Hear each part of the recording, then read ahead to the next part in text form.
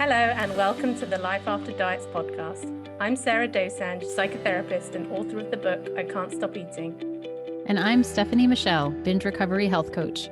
If you feel out of control around food, we get it because we've been there. Thank you for joining our conversations about how to make peace with food and feel more comfortable in our bodies. Now on to this week's episode. Hi, Sarah. First of all. Hi. I was going to start talking, but hello.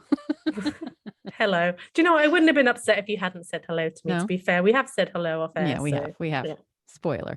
No, but this episode topic was actually just a random idea that we had thrown out to our Facebook group. Our Patreon supporters have a private Facebook group. And I think one Thursday I was saying, oh, what episode are you most interested in hearing about next? And I had listed off a few that were actually coming and some just other ideas. And this topic received by far and away the most amount of votes. And it wasn't one of the ones we had recorded or even talked about. So we quickly were like, okay, this is clearly a subject that we need to dive into, which is... Oh, I don't know that we've actually finalized the title, but it's something like, but I eat when I'm tired.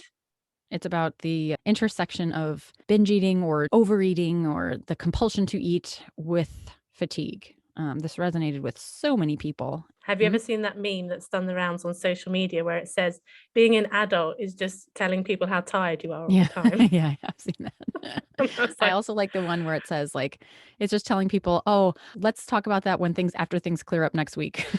like you're always going to be less busy in a few weeks. Never happens. So for you then, is tiredness always associated with busyness? Is that what makes you tired? No, that was a completely separate meme. Oh, we could just do an episode on memes we like, to be fair. No, that was a separate commentary on adulthood. So, well, you said just prior to us starting this recording that you were tired and that this is something you've been dealing with. I think I struggle with tiredness a lot. I think that a lot of my hormonal challenges create a lot of... Well, there is a difference between fatigue and tiredness, how I experience those two differently. At the moment, it's tiredness that I'm struggling with. But I love a nap. And I'm probably going to talk about naps quite a bit in this episode for me. But you are not a napper, are you? No, but I'm also not tired. I don't get tired unless I'm sick. I don't get tired. But I did. Like it's interesting to me, I've talked before about the way my whole physiology shifted from depression and fatigue and tiredness in my late adolescence and 20s.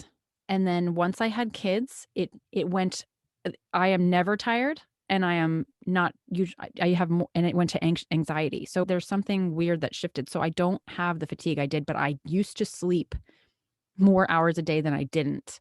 It was something that if you talk to any of my college roommates, I mean, they're like, yeah, Stefanie is always in bed. I don't even think that they recognize that I don't do that anymore because it was just how they knew me. Gosh, that's really interesting. Sounds like maybe even some kind of like evolutionary biology thing where you can't be tired now, you have children to look after. It reminded me of a good friend of mine when we were teenagers and at school. She was the laziest person ever. You couldn't get her out of bed. She was always missing class and she just slept constantly. And when she was 19, she had a kid and it completely changed her personality. And now, years later, she's still that person who's always active, always doing things. I don't know. I remember having kids and thinking, how am I going to do that? Because all I want to do is be in bed. And it did shift. But those were also my intense binge years, decades, when I was always tired. And there was an interplay, I think, between the binging making me tired and then the desire to escape and just feeling so like I had no energy to do anything. I just didn't want to. So I would just sleep. I remember sleep was just it was how I got out of thinking. It was how I escaped, as was food. And that was basically just the cycle I lived in. Eat, sleep. And that's what that's how my life went. Occasionally I would work or go to class. And I mean, occasionally. They were the dominant states of my life. And yeah. So I have a lot to say about fatigue. I'm assuming you do too. How does it affect you now in recovery with food? And is it similar to how it affected you when you were binging? Because I accept it. That's the difference now. Whereas, and I think I've mentioned previously, I was the person who always had a lot of energy growing up right into my mid-20s, and people would comment on my energy levels, and I saw it as a personality trait. So when I felt like I'd lost that energy, and it was very sudden for me in the space of a few months, and I never got that kind of energy back again, it was a real bit of an identity shift for me as well. And I think something I held on to for the longest time is I thought that if I managed to stop binge eating and I was eating quote unquote well, that I would be rewarded with perfect energy. Because I then blamed my low energy on the binging, my body being tired because it was having to process all this food. And of course, yes, I know that kind of tiredness, but what I experience now is that, dang it, I'm still tired. It probably wasn't that. And I do wonder whether my binge eating was in part this attempt to try and keep drawing energy in and drawing energy in. And now when I feel tired, I succumb to it. So I went away last weekend with a group of friends and we stayed in this amazing place in the Cotswolds. We were there from Friday to Monday, and on Saturday and on Sunday about 4 p.m. I took myself to bed for half an hour and came down refreshed and ready to go. But I needed to do that. And there have been so many times in the past where I would have fought through that. Yeah. But now that I feel it there and I want to feel better. And I know that the only way to feel better that's going to give me feeling better for longer is to find a way to rest. Now I have the privilege of being able to do that, where somebody perhaps with young kids around, because I'm also conscious, we've said, oh yeah, having kids gives you loads of energy. There's going to be people listening to this who are saying, what? Why didn't I get this energy? Not that when it I gives had you energy, children? but you have no choice. You have to be awake. But you're saying you don't feel tired. I think there Yeah, are people that will push themselves through but feel constantly tired all the time. Yes. Maybe they're not getting this boost. And we know that pregnancy and the female hormones do all kinds of things to the thyroid as well. You had your thyroid tested, Steph? Oh yes. Are you kidding me? I'm a hypochondriac. I've had my thyroid tested like every 2 months for like years. It's good. Yeah. But when you say I went and took a nap for half an hour and then I got back refreshed, to me that feels like, okay, when I experienced fatigue when that was an issue, that wasn't what I could do. It was like once I got in bed, it was like hours upon hours upon hours. I never wanted to get out. I felt like I could have just slept 24 hours a day if you could let me. Like I would have just kept sleeping. And so do you feel like your fatigue if you honor it, it gets met? Like if you take the nap, you feel better? And is that distinct from someone who might be experiencing that kind of fatigue that's relentless? Yes. And I think it depends, because there are times when it doesn't do a lot and times when it does much more. I think for me as well, being more extrovert, that being around people gave me a lot of energy as well. But even being around people, I had to rest. But when I came back home on Monday, I felt so exhausted that I just wanted to curl up in a ball and cry. I literally felt sad and I just wanted, I can't explain any more than that. I felt so tired. I wanted to cry. You know, like kids get really weepy and whatever. It's sensory overload in a way. Then they're tired. One of the ways I can recharge is through being around certain types of people, not all people as such. This was a group of therapists, this was my people. Okay. So it was just a really great group of people as well. But I have had that fatigue where, it's just so many examples rushing into my head, where it comes, for me, that sort of fatigue comes with this kind of apathy as well. When I'm fatigued, it's almost like I am fatigued and I don't care about anything too. Whereas tiredness feels slightly more agitating because I want to quickly feel better, if that makes sense. Yeah, that kind of fatigue has come and been in my life. And then, so yes, I think I'm so tired I can't get my words out. I wouldn't have known. I've lost my train of thought. Apathy. Yeah, I think I just lost interest in the sentence halfway through it. Maybe I am fatigued. Well, here's my question then. When we're talking about either one, fatigue or tiredness, I personally feel like when I am tired, I'm snackier. Like I want to keep eating. Um, Fatigue too, I would say. And I do experience fatigue. I guess I don't know if I would call it fatigue, but like not tired, but I feel like that drained, absolutely drained behind my eyes kind of feeling. And it also happens cyclically. Like before I get my period, I just know I tell my husband, I'm like, I have the wall. And it's like I feel like there's this wall between me and myself. It's like right behind my eyes, though. It's very, very descriptive. But I think of that as fatigue. And when I get like that, I want to eat. And so did you experience that like when you were in the throes of binge eating, did you notice that happening? And then how are you experiencing it now? There was something for me with the eating when I was in that fatigue and there was nothing else I felt like I could really do with myself.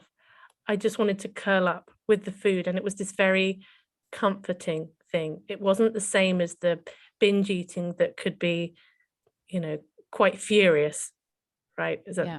it was more like a long binge throughout the Yes. day. Yes. Like it was something, not necessarily something to do, and it certainly wasn't that it took away the fatigue, but I think it was a way of comforting myself in the fatigue, because I think I find fatigue quite disconnecting. Hmm. And so there's a loneliness in fatigue as well, because I Hmm. could feel fatigued around other people and not feel engaged in the conversation because of that kind of apathy. Yes. And so I had this experience when, um, not last year, the year before, I went to Tenerife for 2 months, and I took one of my medications with me, is one that I have to inject. And I'd never gone away for a long period of time with it before. And I noticed after a few weeks in Tenerife, I was feeling this fatigue, this heaviness, this kind of apathy where, and I can tell because it's like when I push my body, like I go walking or I climb a hill, or all these things that I might do, go for a swim, my energy doesn't start moving. Mm. That's the difference with fatigue and tiredness. Tiredness, I can almost pep myself up with doing something and with movement. Fatigue, I can't. And I had this thought at the time where I thought, this is really weird. This makes me feel how I felt pre-diagnosis before I was on this medication. But it was this fleeting thought that I didn't really think anything of. And then I was scrolling through Facebook, and I'm in a Facebook group with other people with the same condition as me, which for those listening, this is hypopituitarism. And the medication I was taking was growth hormone.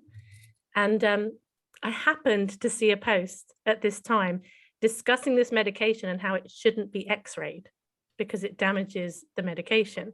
So Mm. when I had traveled out, it had gone through the security x-ray Wow. machines and had basically broken my medication. It had Wow. taken a few weeks for it to take effect. Huh. It was very reassuring to me to have an answer. And so I just kind of surrendered to it and felt apathetic and I noticed that I did eat more sweets. I can remember buying these licorice sweets that they have out there that I particularly liked. And I did eat more. I was drawn to eating more sugar. Hmm. And I think I let myself do it, but it didn't get too, like, it didn't get carried away because I wasn't fighting with Right. myself about it. There wasn't Right. this moralization, and I was allowing myself to rest as well. And plus the sun was shining and everyone in the UK was in lockdown, so there were other things as well that helped to make me feel better in those moments. And then I came back and I started taking my fresh batch of my hormones and felt better within like a day and a half. Huh. Interesting. But had I not seen that post, I wouldn't have known, and then I would have stressed about it. Right. Right. I resonate with that a lot because not the medication or any of that, but the judgment of it. Because now, when I feel tired, truly tired, I get munchy and I want more carbs and sugar, and that happens. And it's been so interesting to watch that happen because I would have clumped that um, phenomenon with my lack of control around food and my like I'm just insatiable. Like that was the story, and I wouldn't have separated that from my disorder at one time. Whereas now it's only on, not only, I would say my triggers for that kind of feeling is fatigue or tiredness, hangovers of any kind of like drinking, not even like a full on hangover, but just a night after some drinks. And sick when I'm sick. So these three things will ignite that sort of response in me, but only then. And so it's very clear to me that like there's something physiological going on because I'm no longer restricting, I'm no longer binging. Like that's not part of how I feel normally, but it is something that happens reliably when any of those three states are at play. So to me, it was like, oh, okay, I absolutely respect my physiology. Like that's kind of how a lot of my recovery was. That was what a lot of that was about, was understanding the way my body actually worked and the messages it was sending me and why. Once I could understand it and stop blaming my character, it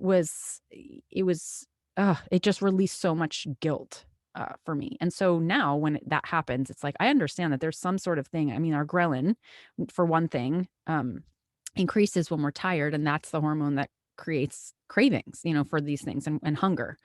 Not cravings, but hunger. And so to me, it makes sense. And it's like, okay, well, this is what's happening because I'm tired or because I had some drinks last night. And that's the not pathologizing it helps it not turn into something more than it needs to be. And the acceptance of, yeah, I'm going to eat more of those, that I need that more today. It's just those signals are coming.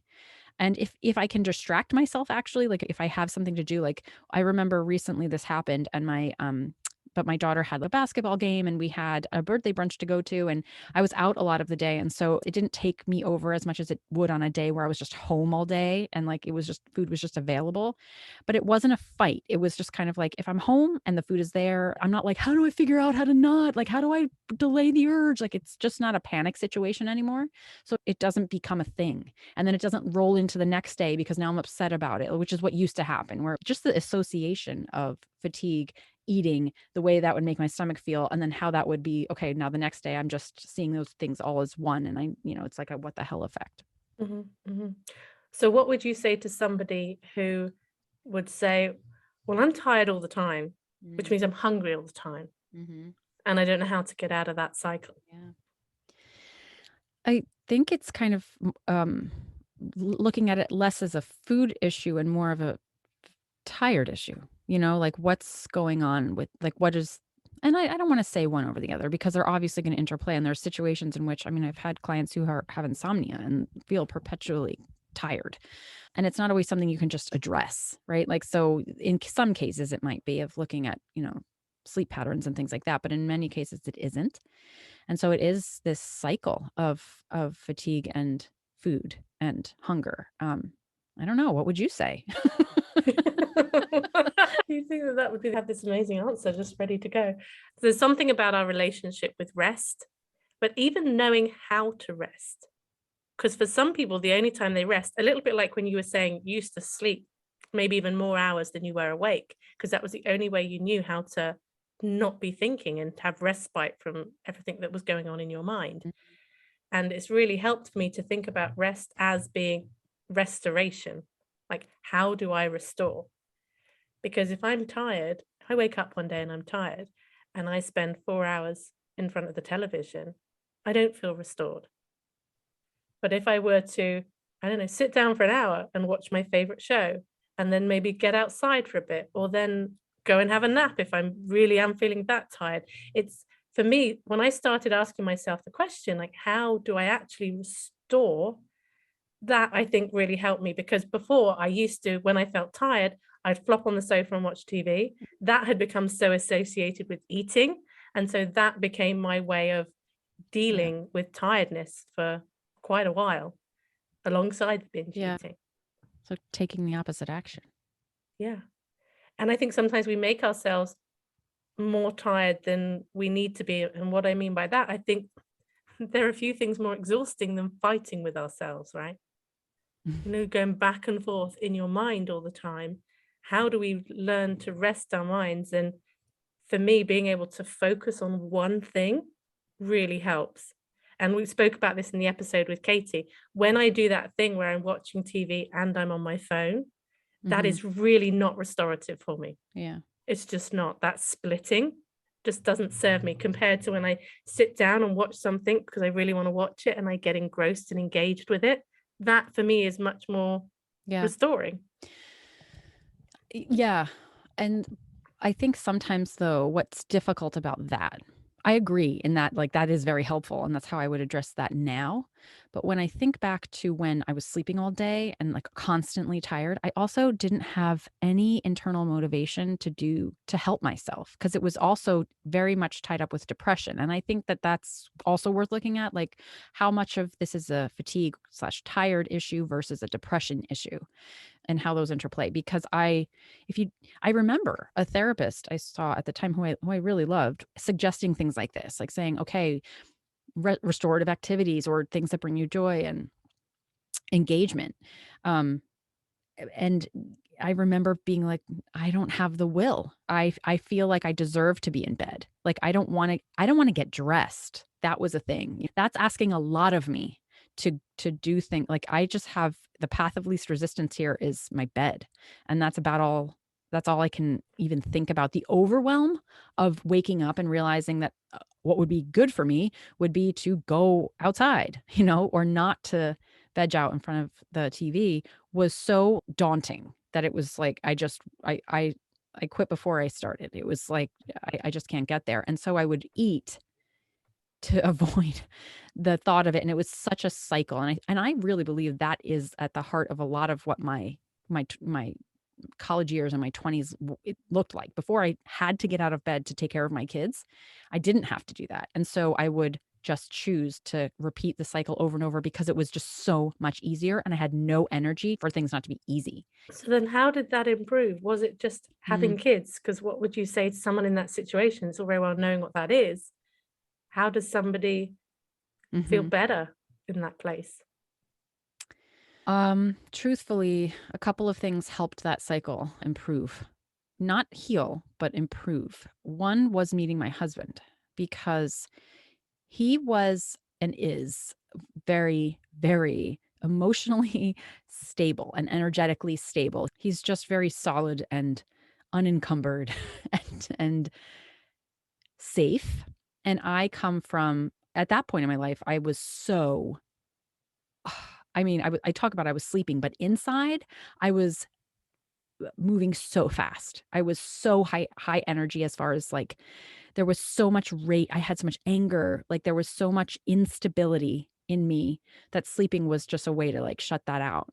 So when I met him, there was this person suddenly in my life who regulated me, and I could use the connection with him to kind of bring myself like co-regulation kind of. I think that was a part of our dynamic, and it got me out of myself because I had somewhere to go that was safer, that I could use his energy to help me calm down. So that was one thing. And the other thing was, and it was shortly after I met him, that I enrolled to become an occupational therapist. So I suddenly had this other purpose that I was very interested in the neurology and the mental health aspect of occupational therapy. And it was so invigorating to me that education and the academic side of that was, I remember for the first time, especially as I did my internship and I was working with brain trauma, and I was so fascinated by that. It drew me in on such a level, like what I call like our flow state. I would lose track of time. I didn't care. I mean, that was the first job I had where I wanted to go every day. I woke up early. I got like, it was like a whole new me. And I attribute that to like like that just spoke to me. It spoke to what I really wanted to do and my passions.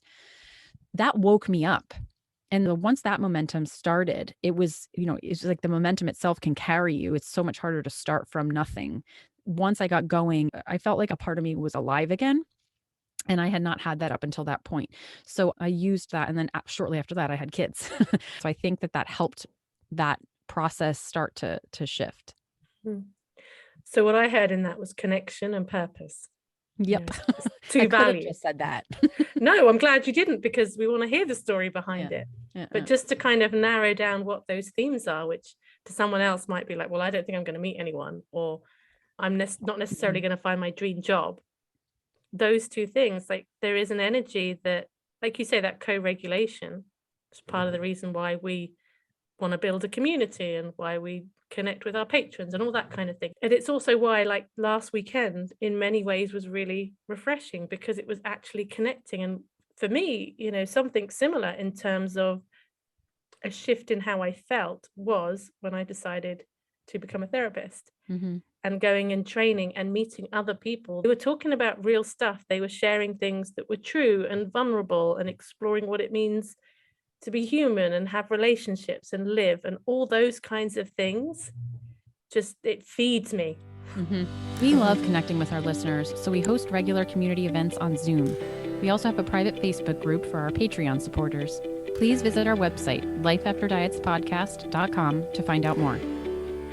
For more details about how to contact us or to work with Sarah or Steph individually, please check out the show notes. Now let's get back to the episode. One of the questions that could come from this conversation is that it's like, well, what if I don't know? What if I don't have that? How do you just figure that out? How do you find people that you connect with? And how do you find a purpose? Especially because I think dieting can take us so far away from being attuned to what we actually want and need. So how does one begin to figure that out for themselves or to find it? I don't think we find it, we create it. But even you saying find a purpose, it's just purpose. Purpose in everything, or in at least some things. Purpose in the way you show up in relationships, in life, doing things with intention. Because I find, for me anyway, if I just drift into a day with no intention at all, I get a bit lost. Mm-hmm. And I found that with food as well. I thought, well, I'm not doing this dieting thing, so why isn't my food just balancing out and, just doing its own thing and everything's fine? And it's because I was just drifting into each day without any intentionality behind it. So if I drift without intentionality, then I'm going to fall back onto old patterns, especially if I'm tired, because that's what tiredness does. It just puts us back on old thinking trains. Right. Hard to change when you're tired. Yes, I think we should talk about that a minute, because I think that's key. I think that when we're talking about being tired, your brain just needs what's easy. And I remember in my recovery that body image thoughts, particularly, and food stuff. When I was tired, they would come. It was like, I thought I worked on this. Like I was doing so much better yesterday on this. And all of a sudden it's like your brain is too tired to have this conscious primary thought, these new pathways that it's developing. Your brain's like, I just need what's easy. So that's why, we'll see the reversion back to original modes of thinking and well-worn pathways in our brain. I think for me anyway, this awareness and this understanding of how that works is so helpful for compassion, because it helps, again, take away the character assassination and moves it into, okay, there's a reason my body is doing this, and awareness of that can help me. For example, do you set intentions every day? I think most days, I sit down and I write and I set a few intentions about where is it I want to put my focus today. And intentions is also, my routine is part of my intentions as well. So this morning I woke up and I was like, okay, I'm going to do my YouTube video. Then I had a client, then I had my own therapy, then I had this, then I'm going on holiday. That's my day today. But in terms of how I want to navigate that, I always keep coming back to how it is that I want to be in the world. Like I want to be, I say focused as in not like this sort of hyper focus, but I just want to pay attention, actually. I don't want to just drift through, because then that's when I notice weeks and months and years pass and I don't even know what happened. I think that what you said about routines being part of your intention is really important. And I think as just like a tool, even for those who deal with fatigue regularly, and the way that impacts the flow of the day. And like you say, like I think there is an untetheredness to it, to not having something. And with routines, I think, because I don't set an intention like consciously, that's not something I do. But when you said that, I was like, yeah, my routines are part of how my day is organized, and they are in a way like part of that intentionality. And when I'm tired, those things are less likely to feel motivating, right? So it's like you're tired and it's like, I don't like my morning routine, which I don't have one specifically, but I suppose I do. Like now that I think about it, it's kind of, there is a similar thing I do every morning. But it's so much harder when you're tired, or on a Saturday afternoon if you're feeling tired. It's like, "Well, if I have no structure to this day or no routine." And so what has helped me move through those kinds of moments more often than not is having things to do, like that basketball game and brunch. It's like there's something about rhythm and structure, I guess, structure, even if it's not routine, Mhm. that is a coping mechanism, even if it is curling up in bed. So, I mean, I know for me, I have learned that when I'm tired, that I'm tired, and not to necessarily need to push through that, and to manage my expectations around what that day is going to look like. And that many times for me, curling up in my bed and watching a show is so comforting to me. And it's something I'm like, I'm tired. That's what I'm doing then. That is what I'm going to do. That is my structure today. um, I'm going to inject that into taking care of my kids. Mhm. I'm going to offload to my husband, if possible, on a day like that. And that helps me on days when I can. But I think there is something about being more intentional about that structure or routine as a way of coping with this.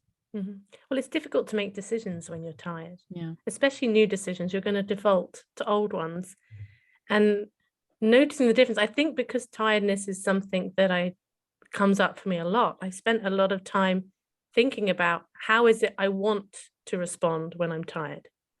So that was a question that really helped me. It's like, what is it I want to be doing when I'm tired? Because what I want is to not be tired. And that might not be an option. Yeah.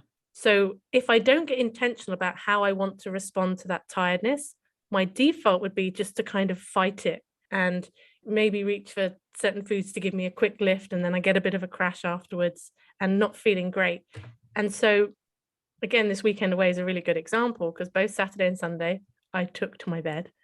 And on the Saturday, I felt tired, but I didn't feel like I could nap.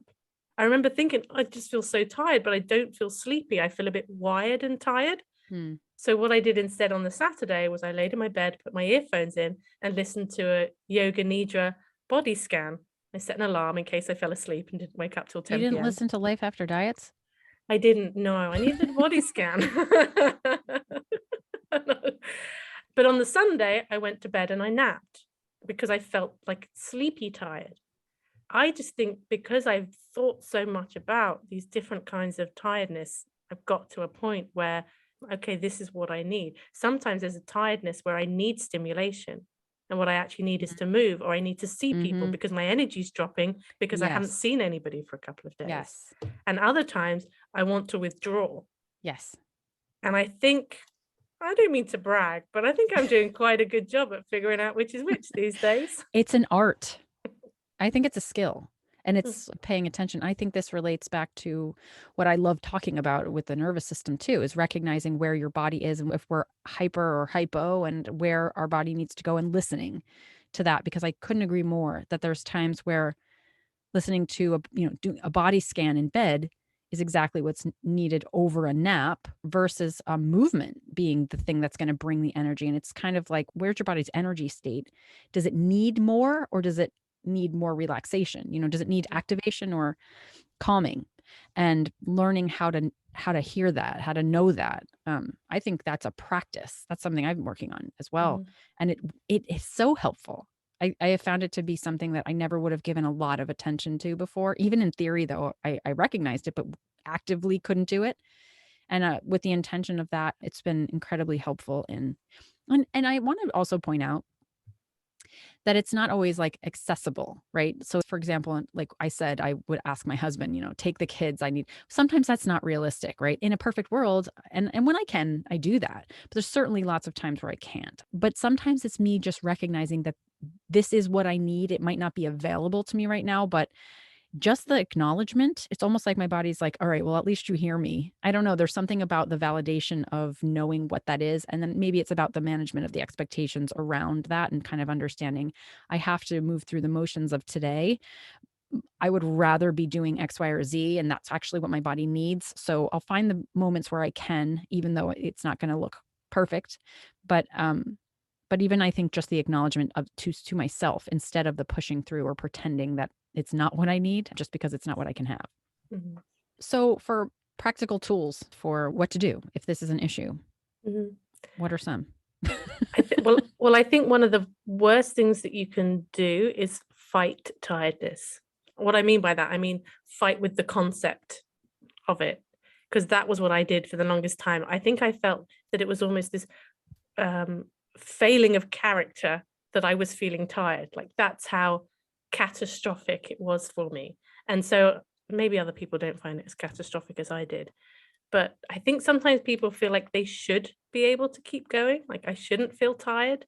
And so I think self-talk can be, when we talk about restoring, how many times does it happen when someone has just heard you or really got you and you kind of go, it feels really good and you feel better and you release some kind of tension. Being able to show up and do that for ourselves is really helpful, because that tension that we hold when we are in conflict with ourselves is exhausting.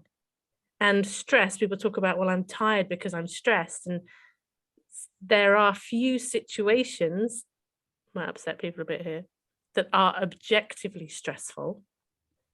And quite often it's like this belief that we have that is making it stressful. Usually beliefs around our capabilities, about getting everything done, about what will happen if we don't get that thing done. Are we doing a good enough job? How do we exhaust ourselves? I think might be the first question to ask before asking, now how's the world and everyone else exhausting us? Yeah, I like that. Good. I have another one. Good. Go. I remember at one point a therapist telling me, when I explained to her how I was binging and sleeping all the time, she said, like when I was telling her what I ate, she was like, sleepy foods. And I never forgot the term. And that is sort of what I crave when I'm tired. And so now what I do is recognize that those are the foods that I'm really drawn to when I'm tired, and I don't try to fight that.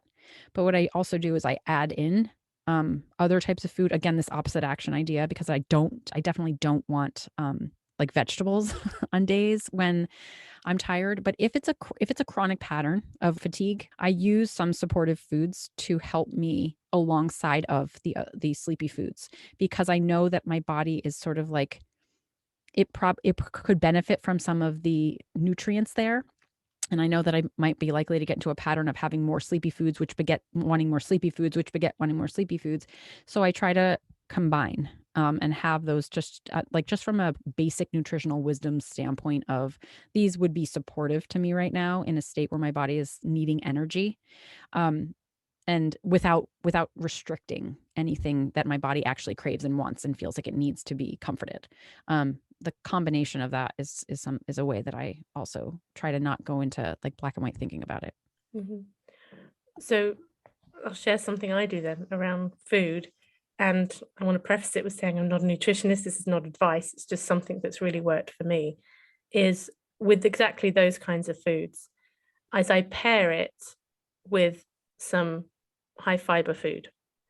So sometimes, when I've mentioned my cinnamon slice, sometimes I will have the cinnamon slice as lunch, because it's a pretty big thing, Steph. I can't wait to show you. I'm going to take a picture with it next to my head one day. Okay. You'll be like, oh, Okay. it's like Now the we know size of your head. Okay. Reference points. And I pair it with a couple of bits of fruit, because I found that when I eat those kinds of foods and I pair it with something like that, I don't crash.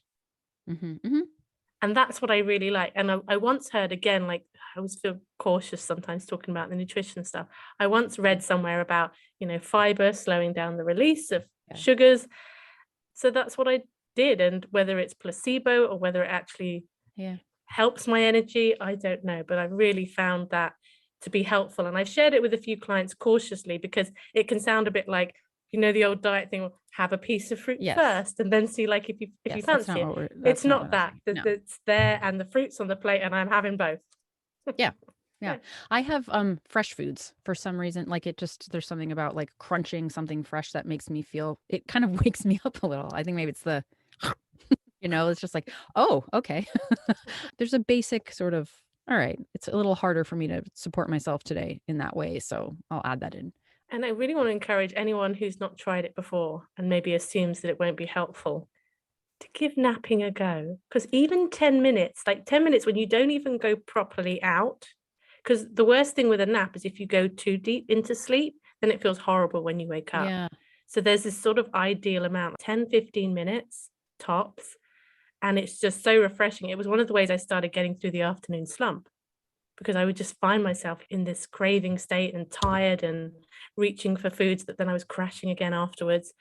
And so it's been really helpful. And especially people who might not have thought of it. I don't know that we're designed to be awake all day. Maybe we are. I don't know. Yeah. Hope it was useful for people and given people something to think about. And yeah, if you have any things that you do to manage tiredness, let us know. Let us know, and we will share them on the Instagram. Yes. You can email us too. Yeah. You could write a review.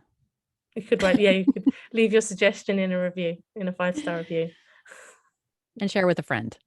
And share with We've been watching all these things about how to promote your podcast. Make sure that you tell your listeners to share the podcast with someone. And that always feels a tricky podcast for that. Yeah. It's not always the most comfortable thing to be like, oh, I'm listening to this podcast about how I'm not binging it, about how to control my, it's just not one of those subjects that's like socially shareable. I don't know. Obviously we get messages from people saying that they have shared it.